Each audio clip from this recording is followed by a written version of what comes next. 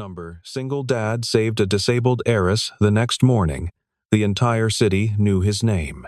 That night, in the middle of a cold, cutting rain, a man no one had ever heard of quietly carried a disabled young woman away from an overturned car on the side of an empty road, and he had absolutely no idea who she was. He thought he had simply saved a life. Just one life. That was all. But when morning came and his name appeared on every large screen across the city, on glass towers and transit boards, and the front of the evening news, he finally understood that the woman he had pulled from that wreckage was no ordinary stranger, and the choice he had made in the dark, with no witness and no reward waiting for him, had accidentally reached into a secret so deep that it would shake the entire city to its foundation. Elias Carter was 38 years old, and he had long since made peace with the fact that nobody noticed him, not in the way that mattered. He drove freight routes at night through the outer districts of the city, worked occasional day labor when the routes dried up, and came home before dawn to whatever hours of sleep he could steal before his daughter woke up and needed breakfast. His apartment sat on the 4th floor of a narrow building on Caldwell Street, the kind of building where the elevator broke twice a year, and the landlord responded to maintenance requests with a silence so practiced it felt almost artistic. 2 small bedrooms, a window that rattled every time a truck passed below, a kitchen where the light above the stove had been burned out for 6 months because Elias kept forgetting to buy a replacement bulb. Not because he was careless, because he was tired. His daughter's name was Lily, and she was 8 years old. She had her father's dark eyes and her late mother's stubbornness, and she was, without question, the most important thing Elias Carter had ever been trusted with. She had a mild form of asthma that required a small blue inhaler kept in the front pocket of her backpack at all times,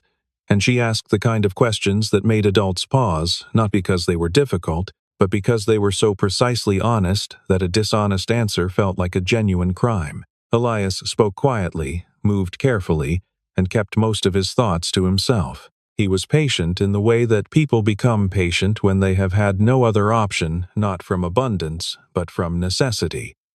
He gave up his seat on the bus without thinking about it. He held doors. His co-workers at the freight depot described him as solid and reliable.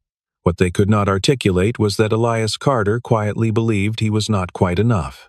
Not enough money to give Lily the childhood she deserved. Not enough education to push himself into better work. He loved his daughter fiercely, and that love was the thing he built his days around. But beneath it, running like a cold current under everything he did, was the persistent conviction that the world had been built for other people, and that he and Lily were simply passing through it. On the night everything changed, Elias had just finished a late-night run along the outer highway loop and was taking the long way home through the eastern suburbs because there was construction on his usual route. The rain had started an hour earlier as a light drizzle and had deepened into something heavier, the kind that turns windshields into abstract paintings and makes every distant light bleed into every other. The road through that part of the city was poorly lit, flanked by low shrubs and the occasional industrial fence, and at that hour it was almost entirely empty. He saw the car before he fully processed what he was seeing. A silver luxury sedan, the kind that cost more than he would earn in 5 years, had gone off the road and rolled onto its side in a shallow ditch along the shoulder.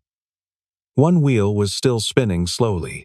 The hazard lights were on, blinking weakly through the rain.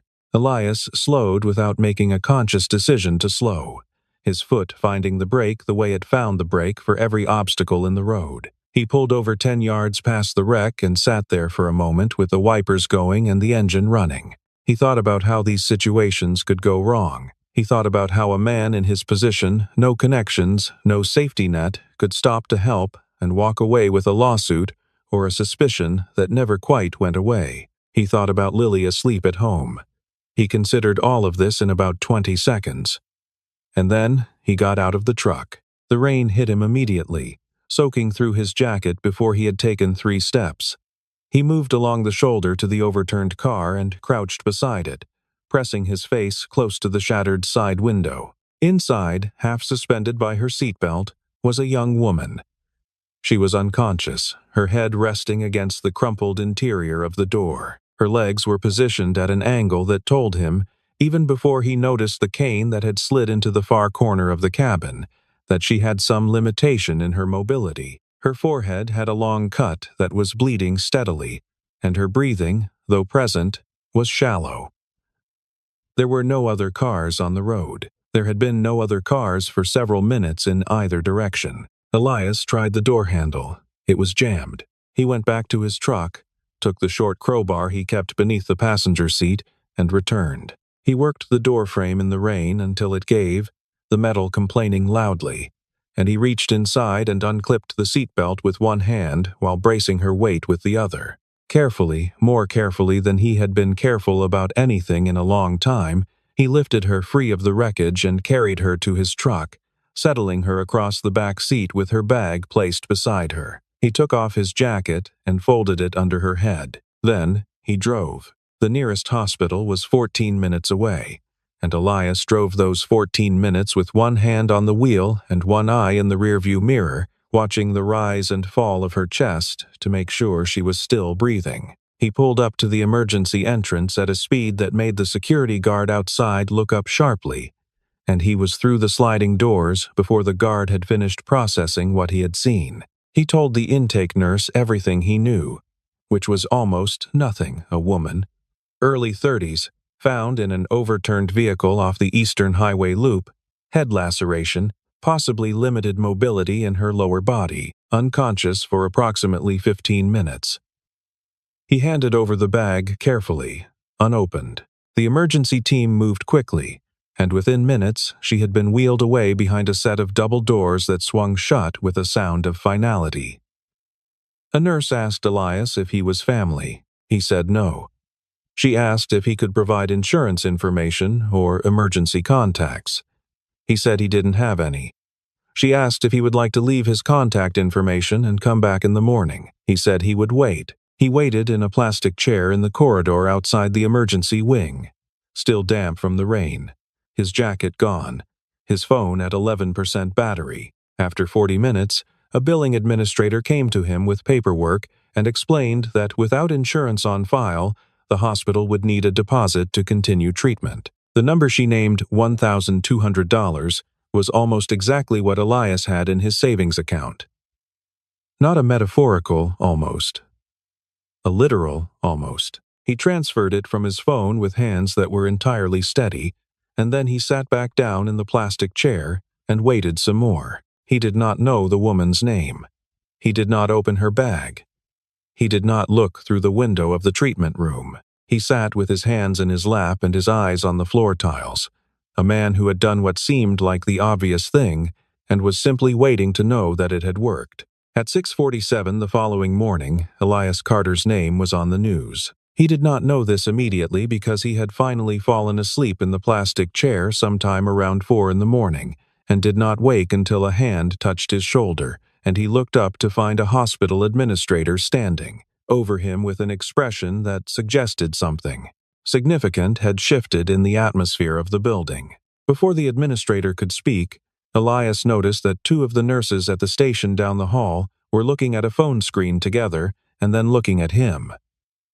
A security guard near the entrance had done the same. He did not understand what was happening until he turned on his own phone, now down to 3%, and found 17 missed calls from a number he did not recognize. The woman in the treatment room was Charlotte Hayes. She was 32 years old. She was the only daughter and primary heir of Richard Hayes, founder of Hayes Group, a corporation with holdings in real estate, logistics, and biomedical development operating across 11 states and employing over 40,000 people. Charlotte had been partially paralyzed since childhood following a spinal condition, and she had spent the last decade as her father's closest advisor and the quiet intelligence behind the company's most significant decisions. She was, by any reasonable measure, one of the most consequential figures in the city's economic landscape, and she had been found unconscious in a ditch in the rain by a freight driver who earned $14 an hour. The hospital's external security camera had captured Elias carrying her through the emergency entrance. The footage had somehow made its way out of the building before dawn. No one could later explain exactly how. By 6 in the morning, it had been picked up by 2 local news stations. By 6:47, it was everywhere. The image was unmistakable even in poor resolution. A large man moving through the rain with a woman in his arms, deliberate and unhurried, her head against his shoulder, his expression unreadable. Within the hour, the Hayes Group Communications Office had confirmed that Charlotte Hayes had been in a vehicular accident and was receiving medical care, and that the company was seeking information about the individual who had brought her in. Elias was still sitting in the plastic chair when the first news van appeared in the hospital parking lot. By 9 in the morning, his face had been identified from the hospital security footage and cross-referenced against his truck's registration, which had been captured in a second camera angle. Someone had found the registration. Someone had found his name.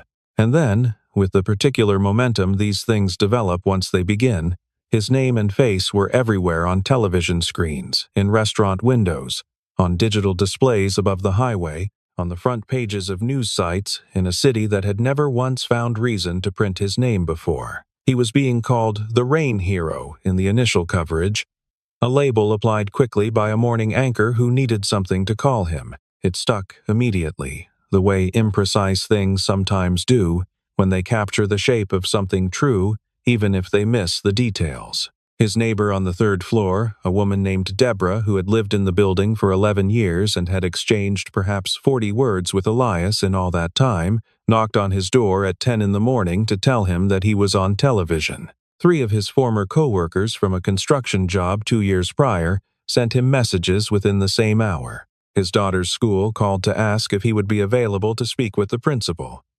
He did not call back. The Hayes Group had posted a formal notice offering a significant reward to any individual who could provide confirmed information leading to the identification of the person who had assisted Charlotte Hayes. That notice was quietly withdrawn before noon, when it became clear that the identification had already been made by approximately everyone. Elias did not step outside his apartment that day. He sat on the couch with Lily beside him and watched a portion of the coverage through the small television in the living room before he turned it off. He was aware, in a precise and uncomfortable way, of the gap between what was being said about him and what had actually happened. He had not run toward a burning building. He had not made a heroic calculation. He had pulled over on a road in the rain and done the thing that seemed necessary and then sat in a plastic chair for 6 hours because he didn't feel right about leaving. That was all. The version being described on television involved a man of exceptional courage and moral clarity, and while Elias was not willing to say that version was wrong, exactly, he found something about it deeply unsettling. Lily had noticed the coverage before he turned off the television. She was 8, and she was observant, and she had seen a face she recognized on the screen in a context that her father had not adequately prepared her for. She sat beside him on the couch and was quiet for a moment in the way she was quiet when she was organizing her thoughts. "Is that you on the TV?" she asked. Elias looked at the blank screen where the image had been. He considered his options. "It looks like me," he said carefully. Lily considered this answer with the seriousness it deserved. She did not push further right away, but she watched her father's face with the attention she brought to all things she had not yet fully understood. And she filed the question somewhere she would return to later. Charlotte Hayes opened her eyes on the afternoon of the second day. The first thing she asked for was water. The second thing she asked for was information about the man who had brought her in. The nurse on duty that afternoon was careful with her answer, explaining only that the individual was known to the hospital and had been identified publicly. Charlotte, who had been briefed during her first conscious hour by her personal assistant and by the head of Hayes Group's security team, already knew more than the nurse was prepared to tell her. She knew his name. She knew what he did for work. She knew about the savings account deposit. That last detail delivered to her in a brief and efficient summary of events by her assistant. Marcus had caused her to stop speaking for a moment in a way that those around her were not accustomed to. $1,200. The last of what he had. When Elias finally came to the hospital on the third day, it was not because he wanted to. It was because Charlotte's security team had reached him through a formal letter delivered to his apartment door by a courier at 8 in the morning, and because something in the carefully measured language of the letter, its evident effort to sound undemanding, its explicit statement that his presence was entirely optional, made him understand that declining would itself be a kind of decision he was not prepared to make. He found her sitting up in the hospital bed, her cane resting against the nightstand. She was smaller than he had expected, contained within herself in a way that made the room feel calmer. She had dark hair, and the kind of eyes that suggested she spent most of her time thinking about things she wasn't saying. She looked at him for a moment in silence, and he had the distinct sensation of being assessed not unkindly, but honestly, the way a person assesses something they intend to form a genuine opinion about. "You didn't open the bag," she said. It was not a question. "No," Elias said. She nodded once, as if this confirmed something. "The deposit," she said. "I want to return it to you. You don't have to do that." "I know I don't have to," she said. "I want to." There was a pause that was not awkward in the way that pauses between strangers usually are. Elias looked briefly around the room at the flowers on the windowsill, the security detail visible through the glass of the door, the city visible in the distance through the window, and then back at her. "I just did what seemed right," he said. That's all it was. Charlotte Hayes looked at him for another moment. She had met many people who said that, and meant something else who said it as a way of performing modesty.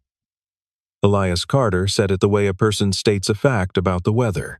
She recognized the absence of performance immediately, because she had spent years becoming very good at reading the difference. "I believe you," she said quietly. It was Marcus, Charlotte's assistant, who brought the first piece of information to her attention 2 days after she woke. He placed a folder on the tray beside her bed without comment, and she opened it. The report inside was from the independent mechanical inspection that the Hayes Group's security team had requested on the wrecked vehicle. The brake system had been interfered with, not failed, interfered with. There was a difference, and the difference was significant. The failure had been engineered to occur under highway speed conditions, specifically on a route that Charlotte took regularly. This was not a car accident. Charlotte read the report once and then set it down on the tray and was quiet for a long time. She had known for over a year that there were people within her father's organization who were opposed to her eventual assumption of full leadership. She had suspected for several months that the opposition was not limited to internal politics. She had not allowed herself to complete the thought further than that. The folder on the tray forced her to complete it. There was a second piece of information in the folder, added by Marcus with what she recognized as his particular brand of cautious thoroughness. In his initial account to the police on the night of the accident, Elias had mentioned seeing another vehicle pulled off the road approximately 300 yards ahead of the crash site, a dark-colored car that had been there when he arrived and was gone within a few minutes of his stopping. He had not thought much of it at the time. The police report had noted it as a passing observation, but the location matched the sight lines from which the brake interference would most logically have been confirmed, and the timing matched the window in which confirmation of the outcome would have been needed. Elias Carter had been present at a crime scene, and whoever was responsible was now aware of that. The threat came on a Tuesday, 6 days after the accident. It was indirect, designed to be indirect, delivered through a series of arrangements that could never be conclusively traced to any one person. Elias received it in the form of a visit from 2 men he had never seen before, who appeared at the freight depot where he was picking up a dispatch sheet and stood close to him in a way that was not accidental. They said nothing directly threatening. They spoke about the weather and about how unfortunate it was when private matters became public matters, and about how a man in Elias's position had a great deal to protect. They mentioned Lily by name. They did not threaten her. They simply mentioned her, the way a person might mention a fragile object on a high shelf without touching it, wanting only to ensure that you were aware of its presence. Elias drove home that evening in a state of controlled calm that Lily, watching him from the couch where she was doing her homework, recognized as different from his usual calm.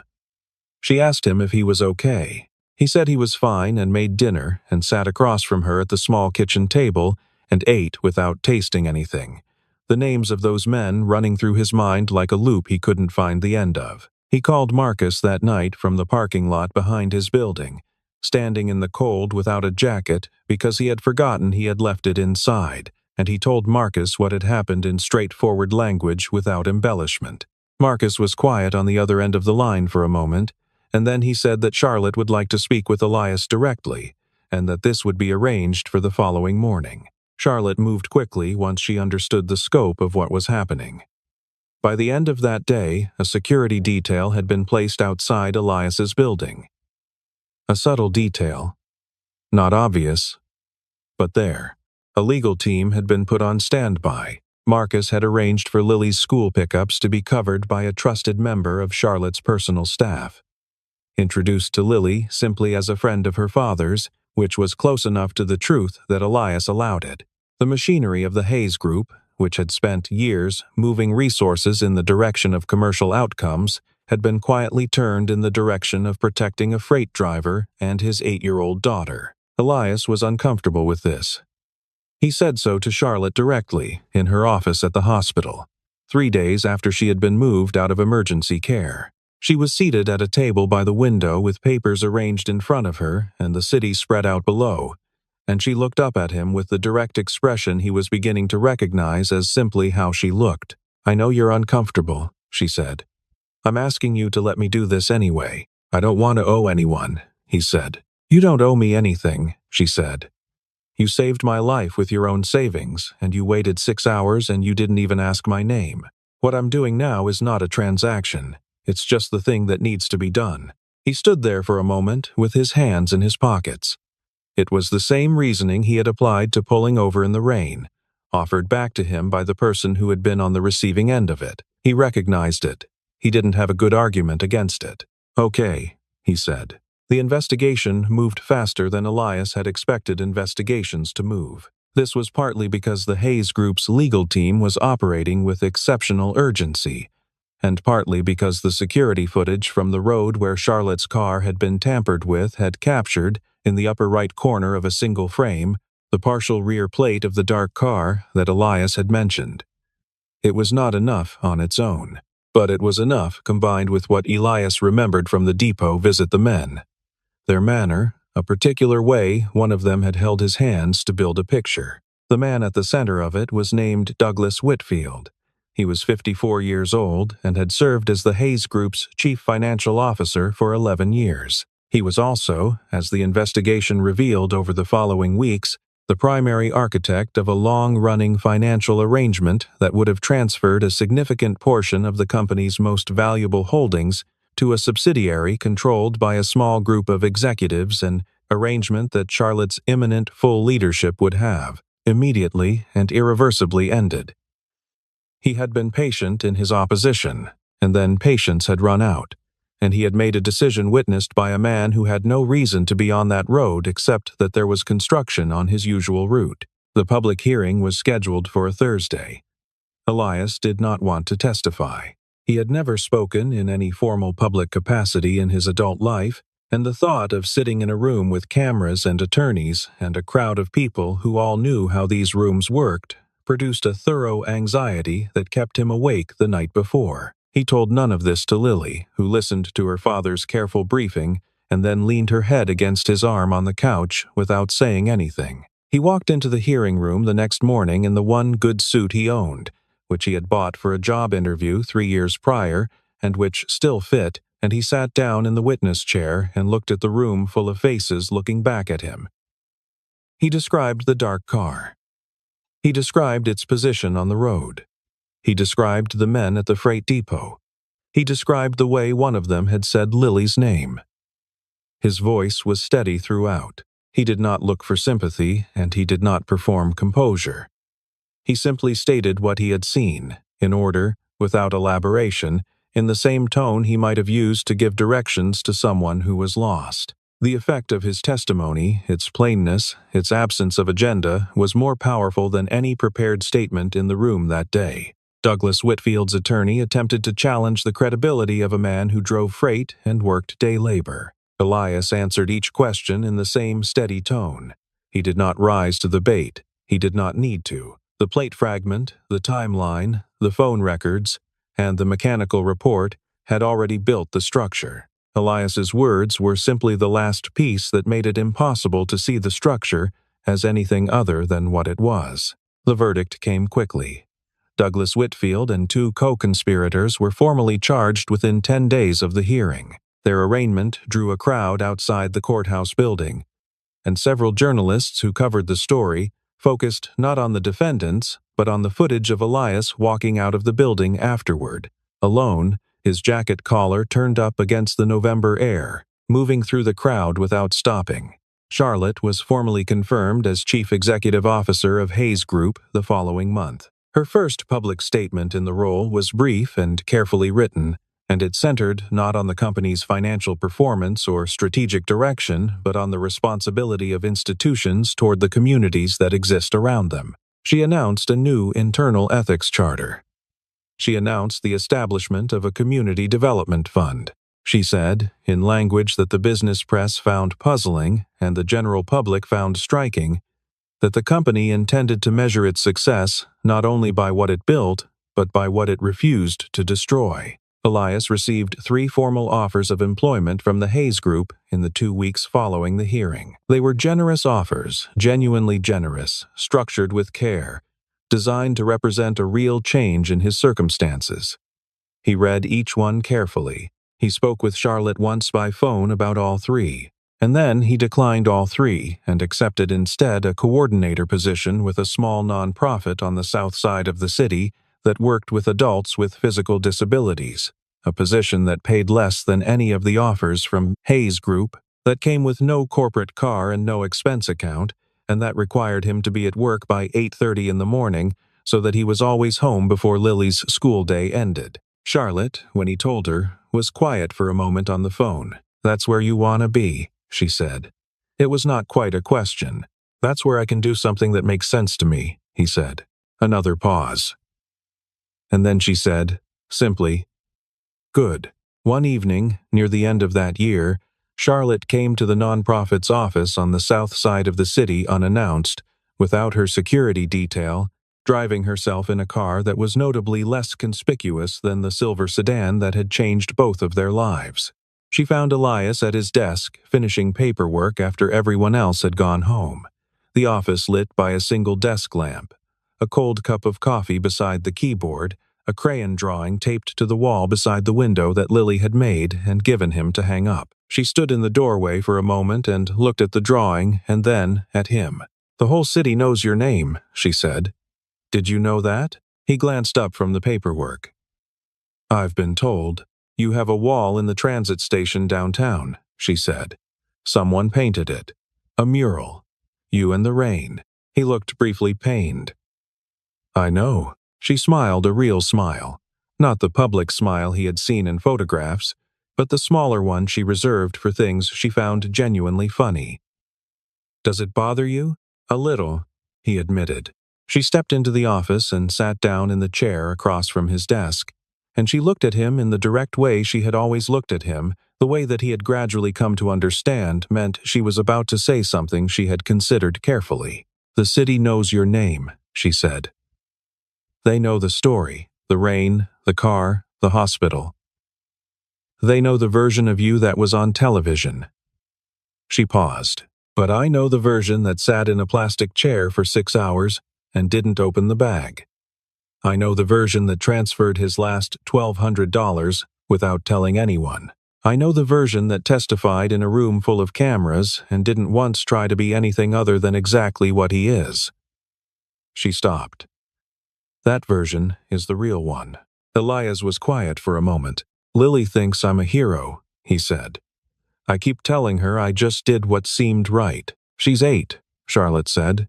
"She knows the difference." 1 year after the night on the Eastern Highway, the nonprofit on the south side of the city opened a new wing, a resource center with adaptive equipment, employment coaching, and legal assistance designed specifically for adults navigating life with physical disabilities. The funding for the wing had been provided by a charitable foundation that had been quietly established several months prior. Charlotte Hayes was its primary donor. At the ribbon-cutting ceremony, which was attended by a modest crowd of clients, volunteers, local officials, and a few journalists who had followed the story from its beginning.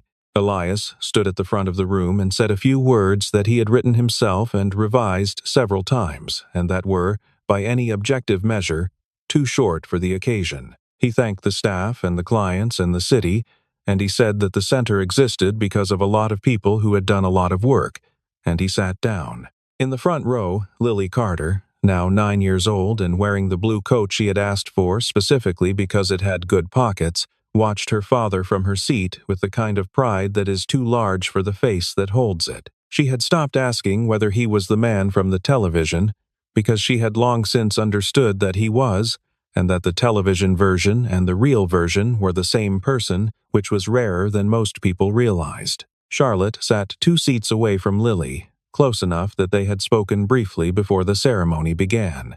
Lily asking about the foundation with the directness of a child who does not see a reason to be indirect, Charlotte answering with the honesty she reserved for people she respected, regardless of their age. The conversation had lasted 4 minutes and covered 3 topics, and ended with Lily nodding once in a way that suggested she had formed a satisfactory opinion. After the ceremony, the crowd thinned to a few small groups standing in the autumn light outside the center's new entrance, and Elias and Charlotte stood together near the corner of the building, not quite apart from the others, holding cups of coffee that had come from a table inside and were already going cold. "How does it feel?"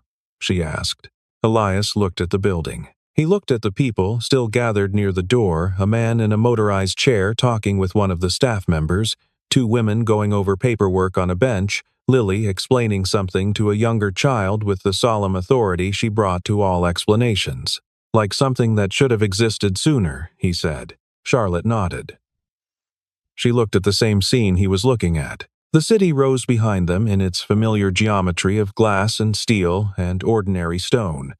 The same city that had put his face on transit displays and called him a hero, and then, as cities do, moved on to the next thing, leaving behind only a mural in a transit station and a non-profit wing, and the particular kind of quiet reputation that settles around a person who did a real thing and then declined to make a performance of it. The city remembered him, not because he had sought its attention, not because he had stood in front of cameras and shaped a narrative, but because on a night when the rain was cold and the road was empty and no one was watching, a man had made a choice, the small, uncomplicated, entirely ordinary choice, to do what seemed right, and that choice had turned out to matter more than any of them had known it would. That was the whole story, and it was, in the end, enough.